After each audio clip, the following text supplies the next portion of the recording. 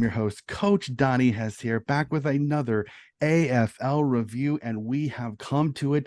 The grand final is upon us. We are less than 48 hours from the big game. And ladies and gentlemen that are watching the YouTube video that are former fans, you see a very familiar face joining me for a little bit of nostalgia. We tried to get the old band from the first AFL grand final review with Brian Barish, but unfortunately he was unavailable. But we bring back the man, the myth, the legend that is today producer Ross. This man is the reason that this channel is here, so I always give my homage to him. Sir, it is great to have you back on the podcast, rocking the GWS hat. I must say, I was barracking for my life that you were going to be on the show, getting ready for a GWS grand final. They fall just a little bit short. Great to see you, sir. Well, you bring me a few things I have to talk about, because first, am I nothing but a little nostalgia trip for you guys? It's okay. And secondly, I know I'm glad that there's at least one person maybe out there that's happy to see this and hear this right now. But man, it's been a good time. And you know what, Donnie, I was really hoping that I'd be able to watch the first grand final with the GWS Giants in that I've ever seen. What's nice is that I didn't have to witness them getting blown out by Richmond a number of years ago. So I don't have any trauma from that. As a Broncos fan, I just have trauma from losing 41-8 to the 43-8 to the Seahawks. So I didn't need another blowout in the championship games, but we're good. I'm not over it. I still don't like the umpires, but it is what it is. And I'm sure we're going to get into that whole little bag of worms right there. Definitely, for sure. But it is great to have him back. And for those that are new, this is, like I said, this is the man that started the Fourth and Long sports channel. I joined in to talk footy, and it has slowly transitioned over a couple of years now to the Donnie's Disposals channel. But again, I still pay homage with the power rankings because I must keep a little bit of that old Fourth and Long still on the podcast. So, sir, I think let's do it. Let's go right into it.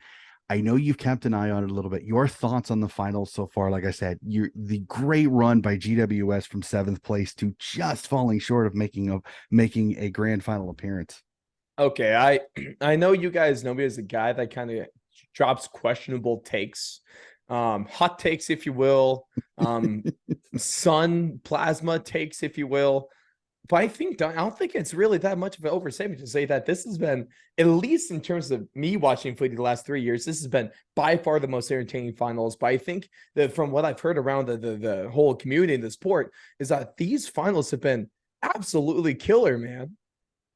Yeah, I Right? definitely agree with you on that. Some absolute classics. Like I said, the fact that you had 90,000 people at the MCG, three consecutive times the MCG, Carlton's roar, Collingwood as per usual doing well. And like I said, this has been just an electric finals. I know that the at least the first round, you saw absolutely two classics and then a couple of ones that got away from it. But it's just been absolutely elite. It's been I was so okay much with one of fun. those games that got away from the ultimate losing team. I wasn't complaining then, but you could tell from the jump that Brisbane was probably going to be the team to beat. And fortunate that the Sydney couldn't find the middle goalpost that gives you the more points. That's as far as like my knowledge kind of goes. But man, it's been pretty. There hasn't been like a clear jump off the page contender. I think the only like truly disappointing thing about this finals, maybe it depends on who you barrack for, but maybe the D's consecutive years after going to premiership, losing and back in straight sets. That's pretty tough. Yeah, I know. A few of the D's fans that I was talking to, this is a difficult one, and it's made some media people question whether were the D's really The ready for that legitimacy. 2020? Exactly, was the 2020 Premiership got a little bit of an asterisk? I don't think so. I think they're a great team, but Here in America, let's. we can make fun of the Lakers when they won that championship for being a bubble team. Maybe we can do the same thing for footy. I don't think it carries over as much because you guys were actually playing in the real stadium. The NBA, I think Vaney bubble, the UFC probably had the coolest one, little Fight Island, even though it was kind of just like not really even a full island, but it's still cool nonetheless. But we can make fun of the D's all they want, even though that was like the first grand final I've ever watched, but I thought they were good then. I mean, you kind of learn as the years go on that I still like Max Gone. He's still one of my guys, but Yeah, each you year can't is an carry. I can't adventure. expect him to in his MCL to carry the whole team. Each year is an adventure. So let's go through it. We'll go through each of these rounds a little bit. We'll chit chat a little bit. So start off first night, first game, Collingwood v Melbourne, and a 7-point win by Collingwood. And as we kind of said, the kind of the talk of the first couple of games was goal accuracy as Melbourne kicked 7-11 and fall by 7 points. Collingwood find a way to win. If you really look at it, a game that Melbourne kind of dominated, a lot of inside 50s, but a lot of bombing it in with no real kind of pinpoint way of finding what they were. So unfortunately, Pies get it done. They find a way to win, but the D's had to have been kicking themselves because this was a game, just by statistics, they should have won relatively easily. And that's the funny thing about stats and the whole what do you call it, analytics era. It's Mhm. taking over baseball. It's kind of taking over football. I'm not sure if it's really hit footy too hard yet. Um, but even if you look at this, either it's really close on the numbers on stats pretty much across the board, or it's Melbourne leading everything. It's one of those two. So this is one where it stings, but it feels like, going over for the last season, if there's going to be a close game and you have to guess between, if I told you this was going to be, let's just say a 1 goal game, for example, and you had to guess who was going to win that, I think you'd be able to guess that it's going to be the Magpies, that they just have a knack for this kind of stuff.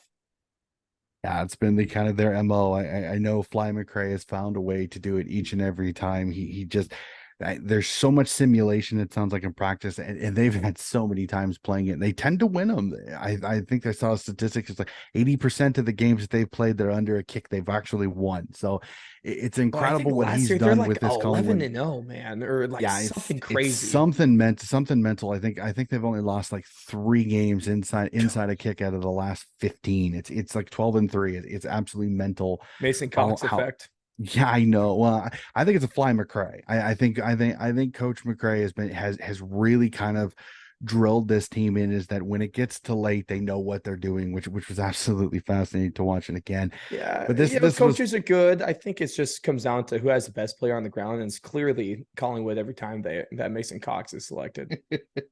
oh, don't we love the blind love for Mason Cox again? I just great player, but I don't think it was all Mason Cox, but he played very, very well in the ruck. Yeah, I I was going to think a say, lot hey, of people, wait till we talk about the preliminary finals because yeah, I that know. Yep. He pain in he my he was butt. well, even the game in the first round against Max Gone, he played really, really well. I think a lot of people expected Gone to dominate him and Cameron, and it just never really full on matured throughout the whole game. It was relatively even, which I kind of got a kick out of. So I'll bring up some pain on my end as the Carlton Blues beat Sydney by 74-68, a 6-point win and a carbon copy of the previous one. I mean, Sydney could not kick straight worth their life. If they would have kicked straight, they'd have had this game, but unfortunately they didn't. Carlton did enough to get the win, and the Blues move on. And we'll discuss a little bit later is that their run is not 100% over after this, but as a Swans fan, I was kicking myself because this was a carbon copy of the night before. The team that can't kick straight is the team that goes home. Well, let's talk about a remarkable run from the Blues, and I mean we'll talk about them in the semis and the preliminary still. But it's quite remarkable what they were like bottom 3 or 4 or something like that, Mm-hmm. and they come roaring back. That was cool to see, especially with some of the Carlton supporters. Was it like Blue Abroad and some other people that this show has been in touch with, and felt good for them. It was like good for you guys. You got something going on here because their team looked to be in absolute shambles. But it was a pretty gritty game. This one was. I was to that I was it feels almost blasphemous, for you to say you're barracking for GWS. In this game, I was really pulling for Sydney, but unfortunately, it didn't happen. I was really hoping for, a little Sydney Derby in the finals because those are always fun, is what that feels like in the regular season or the finals. But, this wasn't too out of the ordinary for Sydney this season. Unfortunately, this kind of scoreboard. So you just hate that they played their average footy in when it comes to the most important game of the season. Yeah, unfortunately, the worst possible time to have one of their worst shooting games. It happened at that time, and it absolutely was frustrating. But we'll get off the negative train, hop onto the positive train, especially rocking the hat that you are. Is GWS knock off the Saints at the MCG 101-77, and I had to say, I had a grin as I saw that as I saw this game through because I tipped this one. I know there were several people that were tipping the Saints. They thought the Saints at home in Melbourne would get the win, but I just love GWS's mojo. They were playing really good footy, except for Sydney, really, and Port Adelaide in two consecutive games. GWS had won almost all the games going into finals. They had played really, really well. Their form was really, really good. Everything was clicking. Their superstar midfielders were playing it, and this was just it. They just played a really good game. Toby Green, another fantastic one. Tom Green in the middle, showing why he's one of the best young midfielders in the entire competition. Kelly, Canelio, Hogan, and the bunch of misfits that are all super talented, but just don't always get the plaudits. Played super, super well. Not surprised that the Giants won this one at all. And St. Kilda kind of proves what I said going into finals. They were the least confident. They had to be the least confident team that anybody had because nobody knew if they were good or they weren't. It was just they were a very interesting side that was in the eight all year long, but nobody had any confidence in St. Kilda as the season came to an end. The thing here is that this was a game where I text you afterward and I was like, I text you. I was pretty dang. Well, I mean, obviously, I was pretty happy about the result, but at the end, I was just kind of pretty optimistic about the actual chances that GWS had to make a run in this thing. You know what I mean? Mhm. And I knew that the Saints weren't necessarily the world beater of a team, but I mean, they're still a top eight team, still one not an easy team to beat, but GWS kind of rolled through them, especially during in the second half. They just looked like two very different skill level teams. Like the gap between them and St. Kilda was noticeable. Mhm. So I commend GWS for they're playing their game. The game we saw here is what we're going to see in the semis and the preliminaries, and probably what we should see in the grand final coming up. But can you tell I'm still holding a grudge about that one? But it wasn't just like obviously the Greens had themselves a game like they usually do. But I mean, talk about throw a Blocky Ash there having a freaking massive 31 disposal game as well. Toby Mhm. Bedford, he looks great too. So it was just it wasn't what nice is like it wasn't just like these big name value guys that were making plays throughout the Mhm. finals. The GWS Giants were a very complete team. And I think that's where you got to tip your cap to. I think I tried to warn you guys like 2.5 months ago that Adam Kingsley was by far coach of the year, and see how that one worked out. I will tip my cap to you, sir. You called it early at the time. At that time, uh, Coach McRae and a couple other coaches really. I mean, and Hinkley from Yeah, Port yep, Adelaide. At yep. that time, when you asked that question, that was the argument. The argument was, does McRae win it or does Hinkley win it? Because Hinkley was coming off the like 12-game win streak. McRae still had the best team in the entire competition. And all of a sudden, boom, here comes GWS out of nowhere. And Kingsley did win coach of the year. So I give my plaudits to you, sir. You called it. And The bias didn't help, that's for sure. completely deserved. As the way this season panned out towards the end, 100% deserved. I'm so happy for him. I said it a couple of rounds ago. I said if Kingsley does not win Coach of the Year, it's a little bit of a travesty because I Mm-hmm. think a lot of people expected Collingwood to be in the finals. People expected Port Adelaide to contend and be in finals. Where'd you expect Nobody, GWS to be? and Bottom I mean four, bottom nobody five? expected. I think a lot of people expected GWS bottom four potentially because of the fact you were in a new system. They had just lost Taranto and they lost Hopper to the Richmond Tigers. And the creepy part about it is not only did they lose Hopper and Taranto and get better, but as you stated in the text message after you saw the result, after you got to the result of the game, is that a couple of first round picks in the back pocket. This is a young talented team that has a couple of nice young talents coming in this year's draft that'll make only positive differences to this GWS team. So Man, I let's really thought that Tim Taranto, and I mean, if we're on that right now, I mean, Hopper, obviously, you thought there was going to be a hole, but I thought Tim Taranto was going to leave a pretty massive hole in this lineup. But I think that credit goes, I mean, obviously, had their guys step up, but the way Kingsley was able to kind of push things over, if you will, it was a masterclass on both ends because that loss didn't really seem like much of a loss this year. In well, it fact, it also looks like a gain. it helps when Tom Green steps up and becomes the player I think we all expected him to be. He'd had flashes, he'd shown he was a Mhm. really good player, but Tom, man, again, yeah. he yeah, exactly. Tom Green, not So Toby good. Green. No, Toby no, Green, yeah, no. yeah.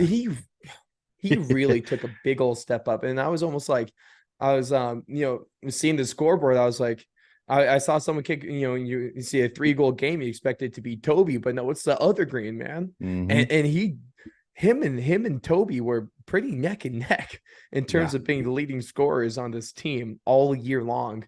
So it was a heck of a combination that you had to go up against. Yeah, well, and Canelio has kind of a season renaissance. Lockie Whitfield's has had a really good year. Jesse Jesse Hogan needs to Hogan has be, stepped up yeah. big time Oh too. my Jake gosh. Riccardi also as well. So there was a lot of people that I think kind of they shouldered the load that was put on them after Hopper and Taranto had left, Mhm. and they really shared it. I think it's really really well, and the fact that you were able to re-sign Himmelberg and all that, and some of those guys. So GWS, they're going to be fun. So we're going to have some more GWS love a little bit later. So let's jump on up to the Gabas. The Brisbane Lions hand to smashing to Port Adelaide 123-75, and unfortunately this was a precursor to even more fun in the next round for Port Adelaide. But again, the Brisbane Lions at the GABA are just so good. They're so hard to beat.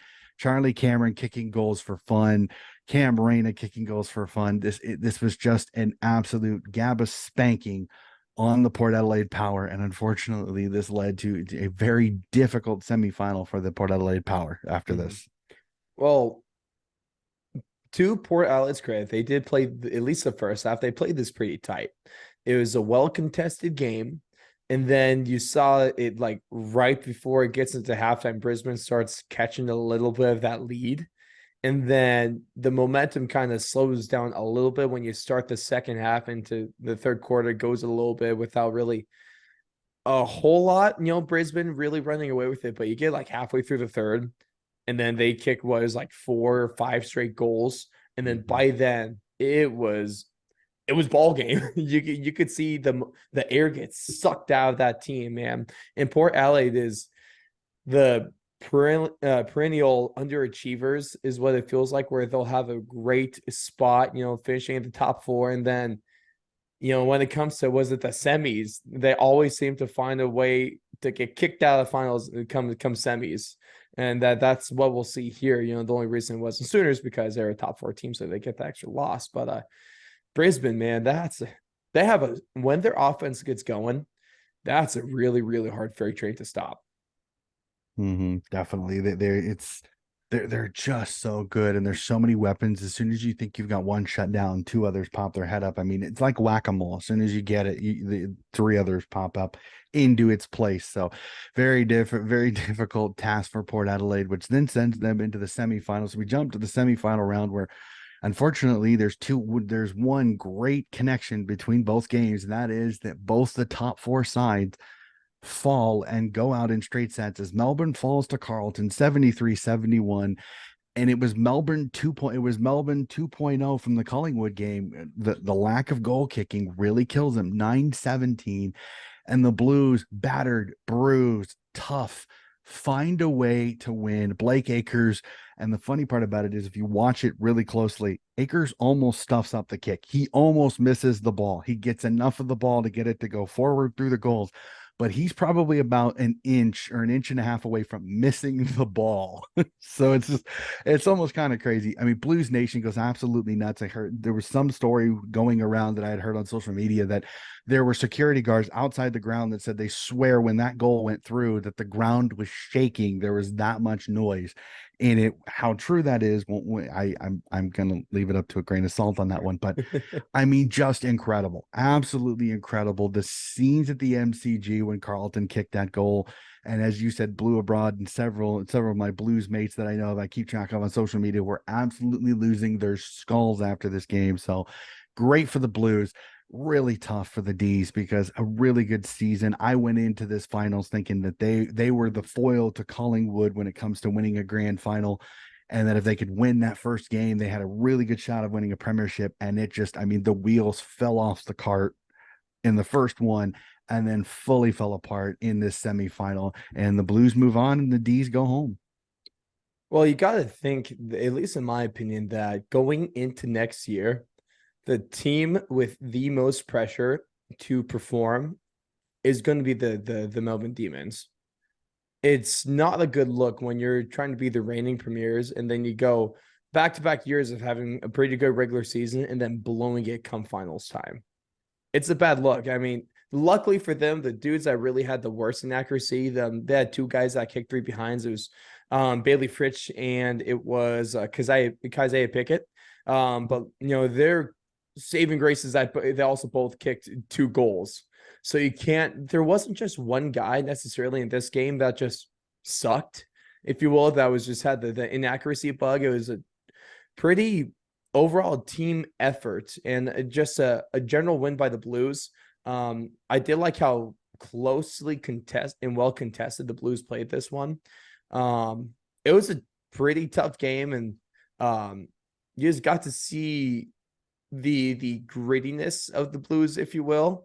I think that kind of comes into the tackles. They had, I think it was like 15 or about 20 more tackles than what the D's were able to muster. So between the slightly more physical play, obviously the way better goal kicking, Carlton, it was another one of those too, because just like in the first round, the D's led most of the statistical areas as well. So you gotta say Carlton, maybe like Collingwood, got lucky that the D's couldn't find the middle post. Yeah, definitely. This is again, it's one of those, if you look at statistic wise, it's one goal goes through that doesn't for Melbourne and they're on, but that's footy. Bad kicking is bad footy, unfortunately. So let's jump to it and let you grin a little bit more as the Giants do it again. The road warriors that they are get a 23-point win at the Adelaide Oval. Also knocking out Port Adelaide in straight sets. Both the 3 and 4 seeds are out in straight sets, which is not something that happens very often, but this was one I tipped. I had tipped the Giants in a previous show and said the Giants were on really good streak. Port Adelaide was really, really injury riddled. They had a lot of selection issues and everything like that. This was the perfect time to get Port Adelaide. Giants did it. All love to the Giants here again. Another classic performance. Toby Green, Tom Green, Steve Canelio, all of the superstars came to play at just the right time. And to get a win at the Adelaide Oval in front of the Port Adelaide Ferals, which is always a fun atmosphere to do. Nothing but congrats to the Giants and find themselves in the preliminary final after finishing 7th on the ladder. Well, first things first, I think you got to give a lot of credit to this game to the social media of the GWS Giants. If you're going to find any sort of excitement, I think that's why I was going to the Magpies and then also the Brisbane Lions are so lucky that GWS didn't make it to the grand final, because whoever they were going to go up against was going to be fighting a long battle all week long, even before it even got to first bounce. And they played it masterfully. I mean, what's the old saying? The enemy of my enemy is my friend. So you can get the Crows supporters on your side, I mean, let's be honest, GWS, they don't necessarily have what you call a high number of supporters. I forget the count. I think it's 15,000 or something like that. It's better than the Suns at least, but that's not saying a whole lot. So that was a lot of fun to watch. I was pretty impressed with that. So whoever the social media person is on for the GWSA, they do a great freaking job. But the real moral of the game itself is that the Giants in their last two games, in the preliminaries, in the semis, and even the along the first week of finals, it still throws me off. I keep thinking there should be a name for that, but no, it's just finals week one. You think that they'd be a little bit consistent across the board, having a fancy name, but nope, is what it is. They like to throw me off. But the second quarter Giants have to be one of the most unbeatable teams, like in footy. It's quite remarkable that, and you'll see when we get to the Collingwood one, but when they start creeping into the second, and when that second term comes to gets there, they take over games. I think they put up 5 straight goals against Port in just the second. Going into after one, the Giants they had extra 3 behinds over Port. And then they go out and they kick 5 goals with 7 behinds in the second term. Then they increase their lead by almost then they increase their lead to almost 30. That's a really, really tough thing to have to overcome for any team. So if you catch yourself flat-footed by the Giants, all their pressure is just a team that they'll work around the first quarter and then they'll put it on in the second. And it's really fun to watch. This Giants team, it's the orange tsunami, as I've heard several people say, is that they just keep coming. But such an impressive win there. So let's move to it. The preliminary finals. This is where, unfortunately, all that momentum comes just a little bit short. But I'm fascinated to see your thoughts on this, because I know social media was going absolutely nuts with this one, including GWS with a couple of very nice memes that I thought I got a chuckle out of, especially the Tom Green one. But Collingwood beat the Giants by 58-57 in a game that was very, very good. I know it was low scoring, 58-57, but this one legitimately I thoroughly enjoyed. I'm not usually one to get up on a Friday morning to watch these ones. I'll usually watch them on delay, but I had to. This seemed like too good a matchup, and I was treated to an absolute classic. Collingwood by 58-57. Your thoughts, sir, because I know you texted me because you ended up watching this one just the littlest bit on delay. Yeah. And I remember getting your halftime text message, and I was like, I can't respond because I already know the result and I don't want to spoil it. And then getting a text message about an hour and a half later, bummer.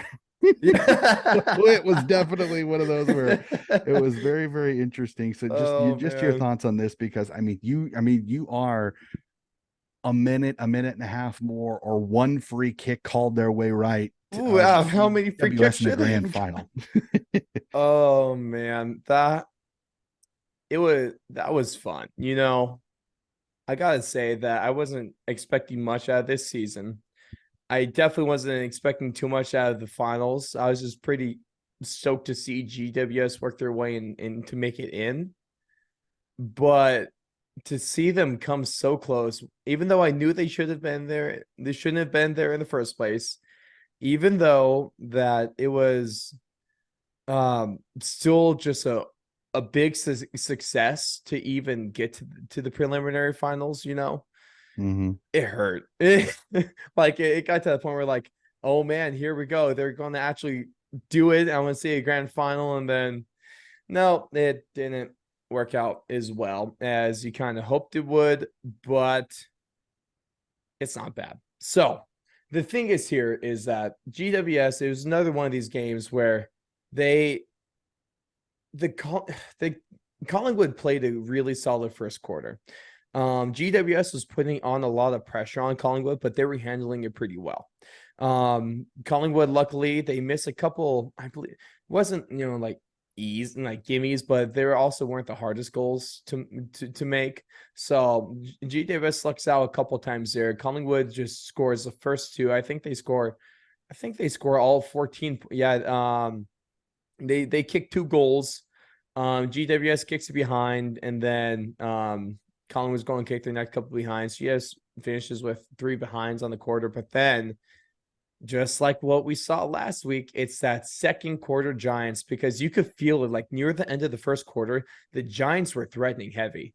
And they were playing some really solid footy. Obviously, they just weren't getting the scores or the opportunities that maybe comes alongside it. But then they go into the second quarter. Collingwood kicks it behind. GWS responds with the behind. And then GWS kicks 3 straight goals. They take the lead. Collingwood responds with a point. Then GWS kicks another goal. Collingwood responds with another couple behinds. GWS kicks another goal. Just one of those things where it's a complete from what how the feeling of their first quarter felt like Collingwood was losing that game. If you didn't see the scoreboard and you're just watching like the last 4 minutes of the first quarter, it felt like Collingwood was losing. And then GWS goes and finally puts points on the board to give a better representation of the feeling of that game and the momentum of the game and the pressure of the Giants and just how well they're able to move the ball was quite incredible. And so this was a really solid game all around. And I'm not blaming this game because, they lose by one, kick a goal, 1 goal instead of behind, you win. But it is really weird to see, and the AFL kind of silently admitted this, the whistles were put away in the fourth term. There is probably about 10, 15, maybe 20 free kicks that could have been awarded to both sides. Obviously, there were more that could have gone GWS's way instead of Collingwood's. But the umpires decide to call the game differently than how they've been all game long. Now, I'm not going to put all the blame on the umpires. That's dumb. It is foolish, especially like I said, in the 1 point game. How do you prevent that? Oh, just kick one through the middle instead of kicking one through the side, and then you win. You don't have this conversation.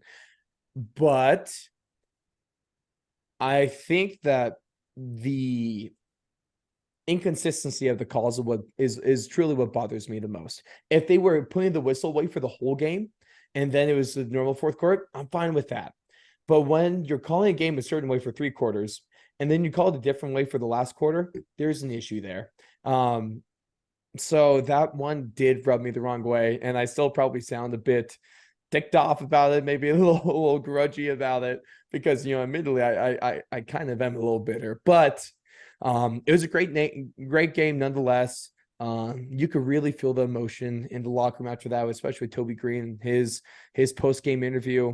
And I think the biggest thing here is, if we wanted to get away from GWS and talk about Collingwood real quick, Collingwood, up to this point, I will say that their season has come down and hinged on the loyalty of Jordan DeGoey not going anywhere in free agency and sticking with Collingwood, because, man, through finals, especially in this game, what a freaking menace to play against. I did not like DeGoey during this game. It was because he played great. Mason Cox, he also had himself a really nice game too. So if I can't root for the GWS, at least I can root for the American that's going to be in the grand final. So go Pies, unfortunately.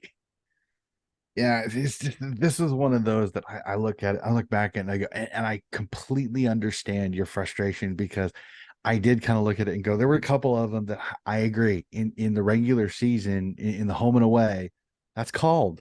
And I understand putting the whistles away and letting the boys decide. I really, really do. But when it is blatant, obvious, I mean, even the announcers, which, I mean, even many people agreed, the announcers were horrible when it comes to, they were barracking for Collingwood almost obviously, and Well, not you know it what pretty they much say, was Donnie. obvious. It's not the American Football League. It's still very well the Victorian Football League. I'm just For glad some Carlton people, didn't win. oh yeah. Well, there's, I mean, had Brayshaw's brother, who plays out in the West, basically said, he threw out the conspiracy theory of this just proves that the AFL want Collingwood to win the premiership this year, which again I chuckle at a little bit, and in his situation I totally can see and understand that argument. it's just like I said, the Toby Green one. I agree with what a few people have said. Because he He was didn't down. duck. Yeah. He was trying to avoid the tackle and Yeah. got clothes hangered and got Yeah. clotheslined. I Didn't wasn't get the worried about call. that one. That one's a fine no call. I'm okay with that. When you duck That one, into that. it's got to be called because it's hand on Mm, the neck. I mean, if Toby Green raises an arm and moves Dacos's hand up to his neck, then it makes a little bit more mm, sense. But he didn't. The tackle Toby Bedford had on Joe Erdendegoe in the midfield, where he takes a bounce and then gets tackled, and he mm, has possession of his mm, Guernsey as he re-recovers the ball. Should have been holding the ball, and he was allowed to get up and handball it, which again yeah, was another that sucked. iffy one. So That's the funny thing though about that Toby Green tackle. It looks way. I wasn't. That's not the one I'm most mad about not being called because I can understand. And I could see how it looks like he's just trying to, mhm. draw the penalty. I mean, let's be honest. We have to assume that the umpires are going to be going in this game with a Toby Green, anti Toby Green bias anyway, because he's kind of their worst nightmare when it comes to the people they have to deal with. Um, there, let's You just ask say some people, bias. the Toby tax is real. So Donnie, the Toby tax is real. That is not a conspiracy theory. I will take ignore my hat. Don't look at it. It's real. yeah, don't look at the hat. Now it's again, it was a classic game. Just a couple of calls, but again, I completely agree with what one person said. Is if you really, I mean, fine tooth combed it, you could probably find calls missed both ways. But it was Yeah. the timing of the missed calls for GWS that makes the ton of sense. So I 100% agree on it.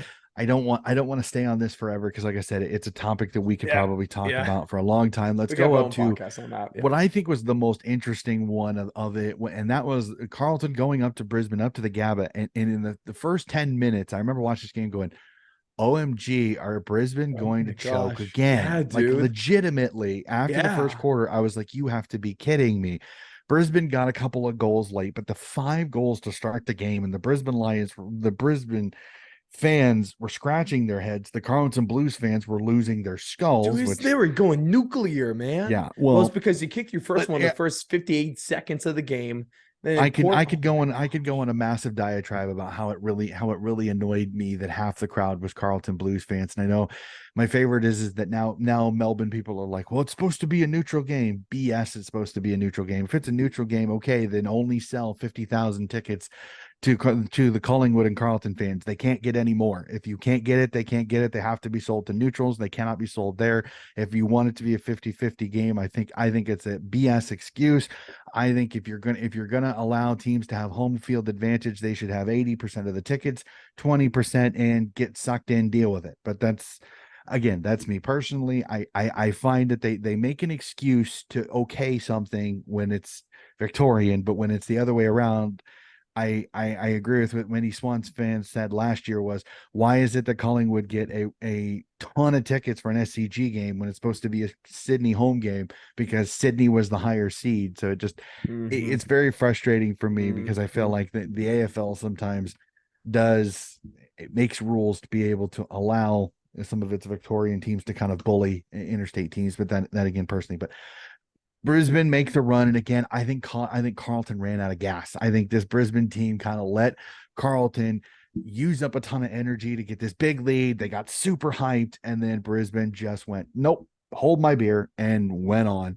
And again, Hipwood, Danaher, Cameron, Reyna, McCluggage, Neil, all of the superstars found a way to play really, really well. Darcy Gardner shut down Charlie Curnow, which is a whole nother can of worms for some Carlton fans to talk about. Brisbane just found a way to get it done. And legitimately, they showed why they were the second best team in the competition almost this entire season.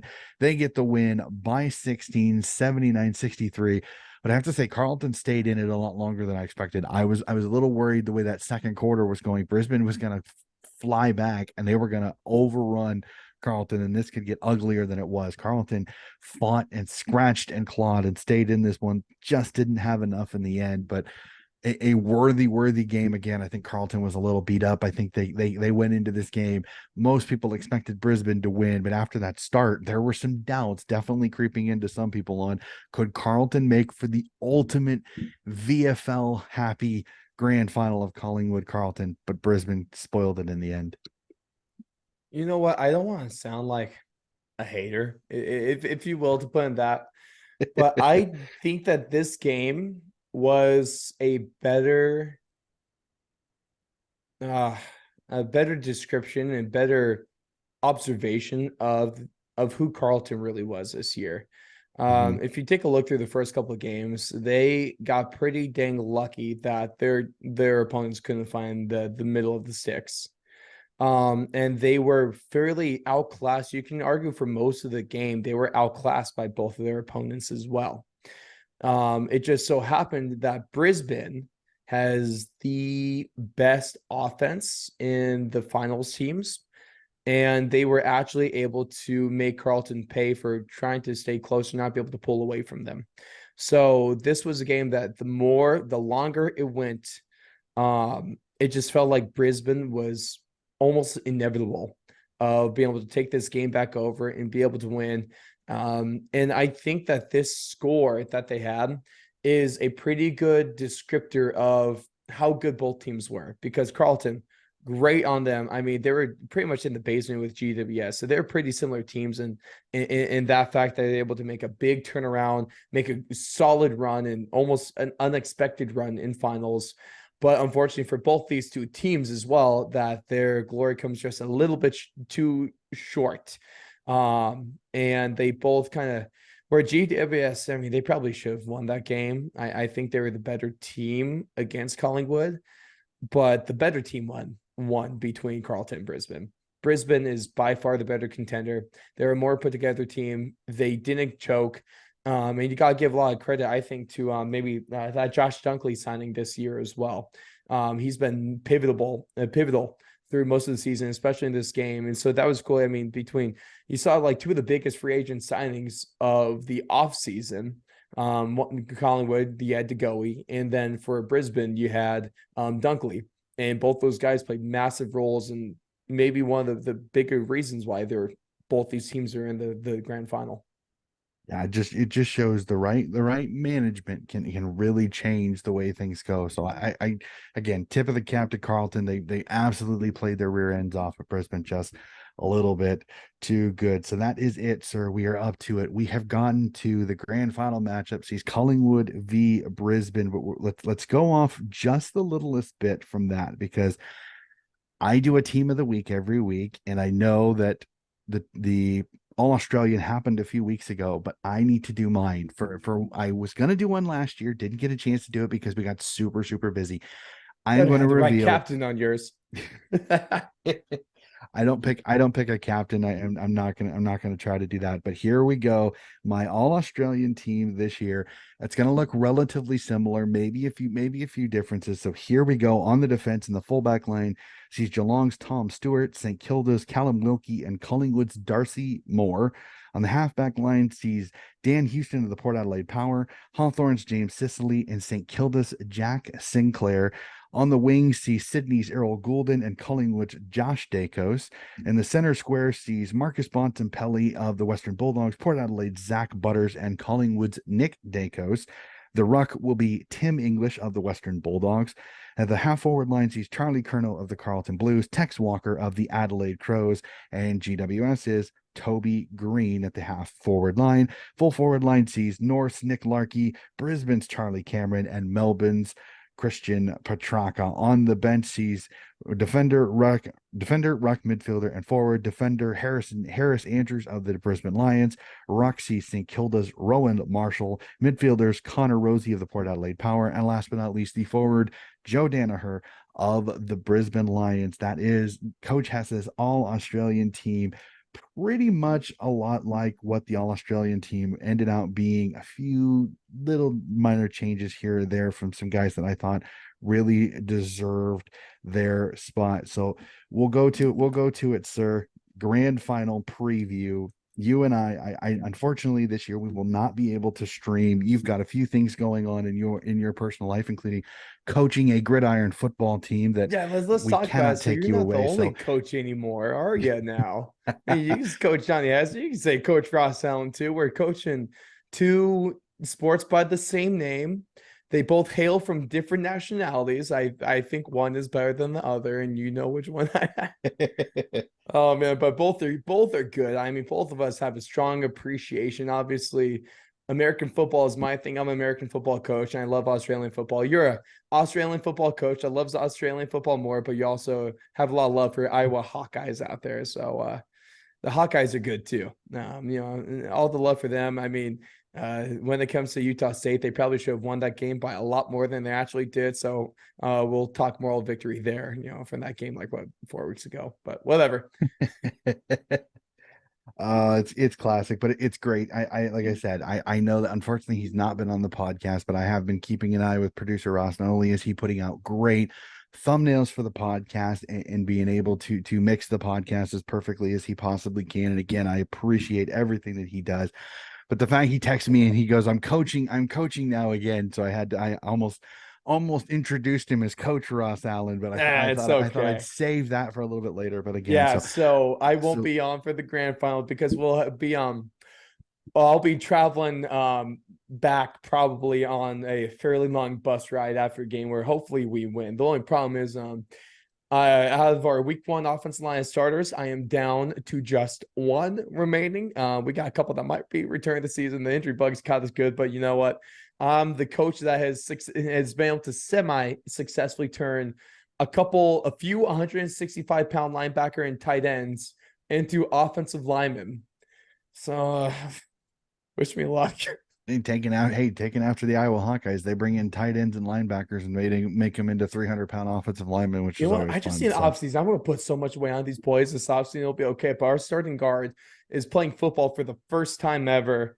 oh Our boy. starting left guard, this is first season playing football. He's been on the JV team all year. But I got a little love for him because our offense, a lot of pools, a lot of buck, a lot of power. Power rights our best play.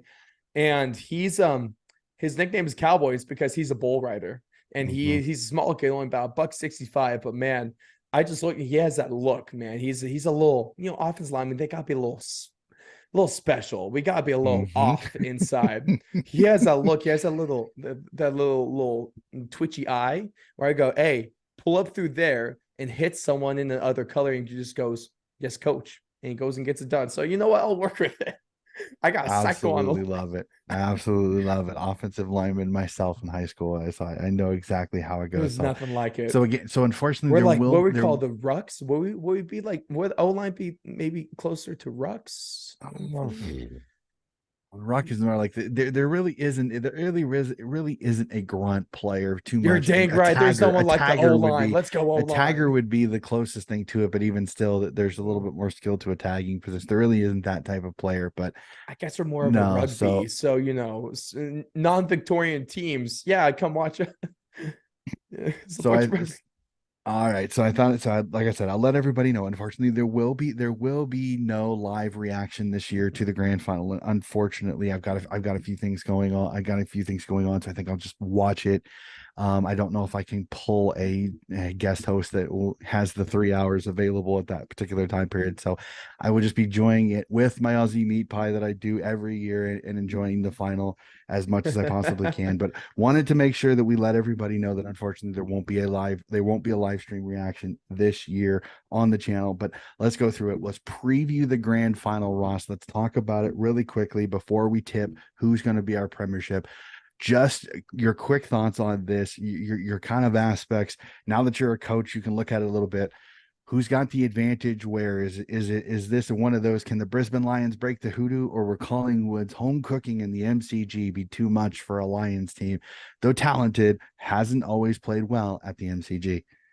Kind of like what we talked about off camera before we started, and what you've heard from a couple people talking about this game as well. So, I mean, there's a lot of talk. People bring up the stat of the whole, recently Brisbane's kind of sucked in the MCG kind of deal where Collingwood kind of owns them there, but also you got to take into account that most of those losses that Brisbane suffers when they were just a garbage football team.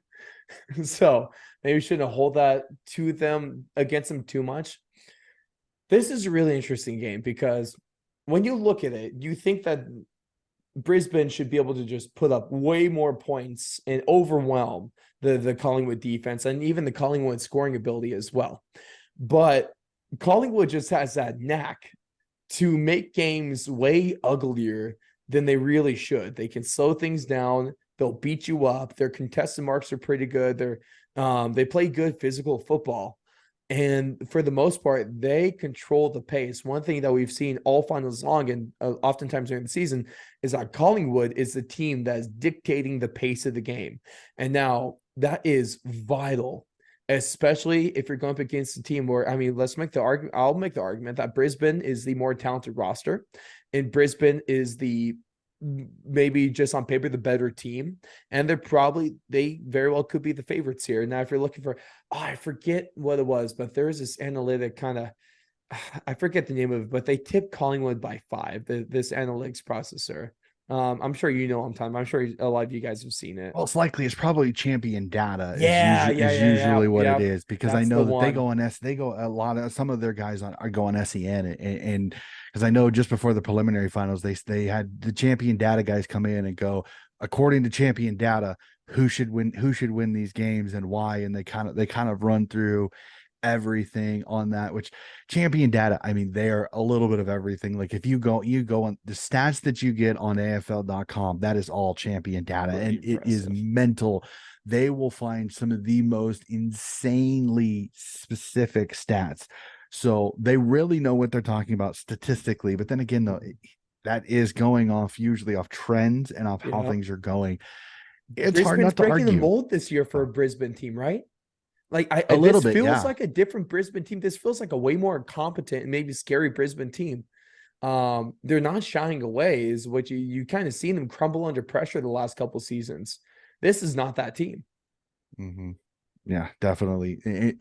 But the other thing too, though, is there still is that argument, because they only have one win at the MCG in the last 15. Again, I kind of like to more produce down one win of their last 7, because some of those losses in that 15 after 7 was when Brisbane was not exactly a great football team. So there's a few statistical anomalies there.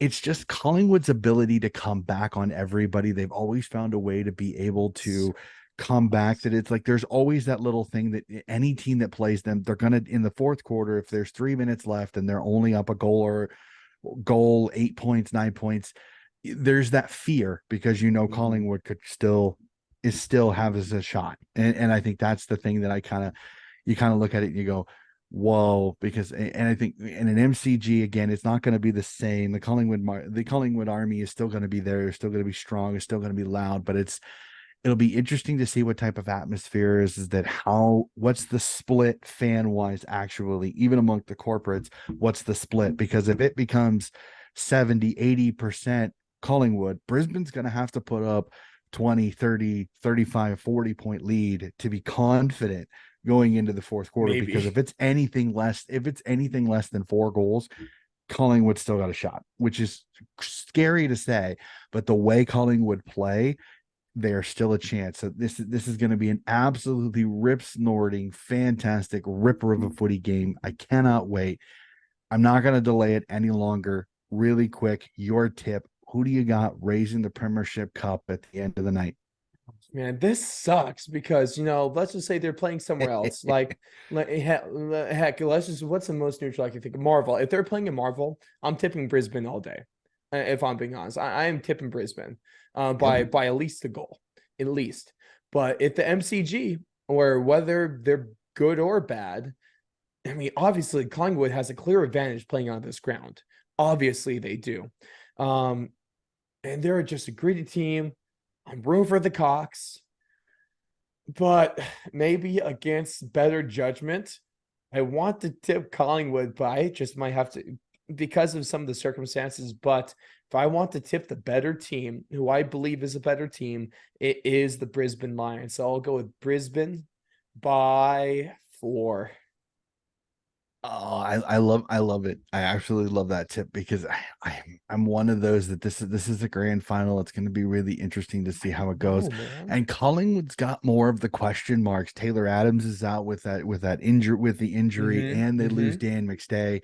They've Mm-hmm. already announced that Frampton's coming in. It's a little surprising. I was thinking that they may go a little bit smaller, just to mess with Brisbane, because Mm. Harris Andrews is really their key down back. If he can get intercept marks, he can really get their team going. Kitty Coleman will be another one to keep. It will be a fascinating watch on. Can Collingwood clamp him and keep him from using his really good kick off halfback? So it'll be fantastic. Brisbane has more talent. Mhm. Collingwood has more of the fan base. This is a head heart tip. My head says Collingwood. Collingwood at home, MCG. They always play the G really well. My heart, because just to kind of ruin the VFL little homecoming, I'd love to see Brisbane win it. So I'm like I said, if you force me to twist my arm, I'm going to tip Collingwood, but I really want Brisbane to win this one just to hear the whinging from the Collingwood fans, the whole ticket gate that's come out. I've been telling a few friends. I'm literally do not care. I'm like sucked in Collingwood fans. I don't care. You get extra tickets that you shouldn't be getting. I don't care if you're the MCG things. I don't care if you're the biggest team in the comp. You should be getting the same amount as the other team. Screw bugger you. I don't give it. I Mhm. really don't give a crap. So Mhm. the fact that they're going through all of this drama is just making me chuckle. I'm like sucked in. Haha. Yeah, you Mhm. deserve it. So What sucks is I don't like Carlton supporters or sorry Collingwood, but like a lot of them are kind of annoying. But also I shouldn't hold a grudge. Like I mean, you guys are fine. Obviously, every fan base has its issues besides the Sydney team. So I'll show some love across the bridge as well to the red. If they're going to root for the orange team, I'll root for the red team too. Um, but I'm torn because like I want Collingwood to lose, but also want Mason Cox to win. So it's a weird dichotomy as an American. I think I know luckily, no I know matter that how it same goes, thing. like I'll be okay with it with either thing. I'll be okay. So really, I in the lose-lose or win-win, I'll look at the win-win kind of side of things. Yeah, I have no skin in the game. I really, and this is one of those. I just want a good game. Like I agree with what a couple of people that I've heard. I just don't want another blowout, just because Yes, dude. it ruins the game. Like Well, you the get to last the couple third quarter. few Oh yeah, finals the last or few grand have not finals. been. Yeah, they just have not Hmm. been competitive, which really kind of stinks because sometimes you get two of the best teams in the grand final. So it was very very Oh yeah. frustrating. Sorry, I was trying to remember what last year's was. And then it came to me, I was It was like, oh one yeah. three. Yep, It was yep. one That's three. So it wasn't too far out. Melbourne was two because Sydney beat Melbourne in the prelims, and then they went up and then they played Brisbane in that well, I was just trying to think. No, I was trying to semifinal. remember So how close it was or why it was such a bad game. And I was like, oh yeah, I remember that one. yeah, uh, unfortunately, Geelong was just so good, and they were just gosh, so what good. a So freaking team Geelong, good team Geelong was. I mean, well, and are look they and look the at the most story. disappointing team this year? Well, and the funniest part about it is that everybody's like, look at Carlton, look at GWS. I'm like, Sydney was right there too, like Hmm. 14th, 15th, and 16th. And the picture that they took was GWS, Sydney, and Carlton. That was 14, 15, 16 Hmm. at that time, round That's 15 or remarkable, 16. man. What was it? And all three made the finals. That was fun. That's cool. So it's That's like good footy.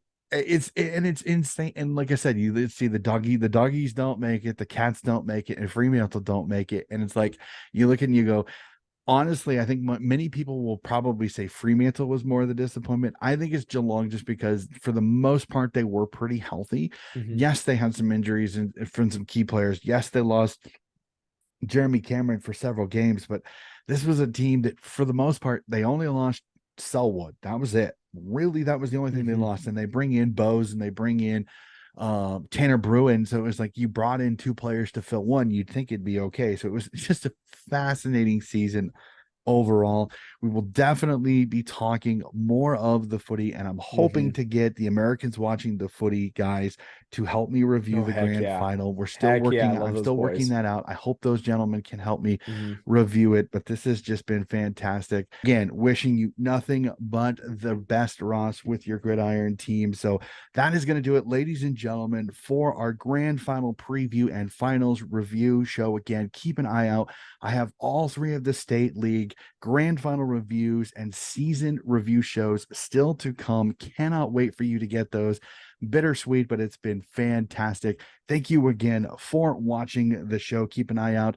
We are going to get to the off season, and I got to talk with supporters. So supporter series and hopefully some player interviews over the off season. That's going to do it, Ross. Stay awesome, sir. Again, thank you so much, and we will talk with you again very, very soon. All right, there you go. But look at us.